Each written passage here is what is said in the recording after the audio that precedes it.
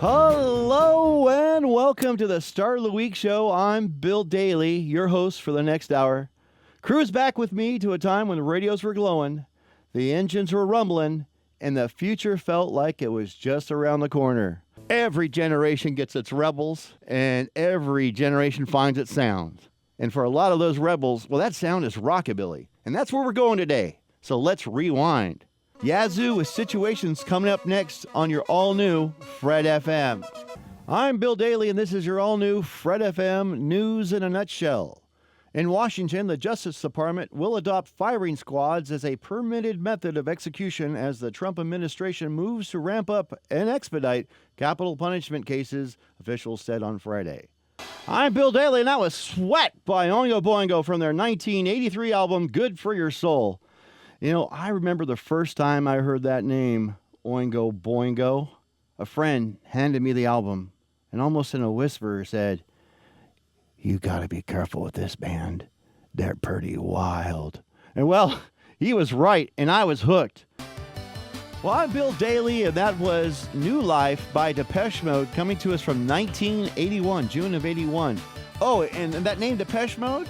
Depeche means dispatch or news bulletin.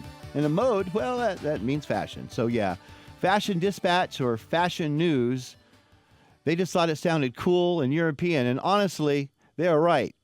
Tom Tom Club with Genius of Love is coming up next right here on your all-new Fred FM. You think you're okay to drive, but the truth is, a buzz can be deafening. It can drown out and ruin that pretty great life you've built for yourself. So why chance it? If you plan to drink, plan a sober ride. Buzz driving is drunk driving. Skid Marks on My Heart by the Go-Go's from their debut 1981 album, Beauty and the Beat.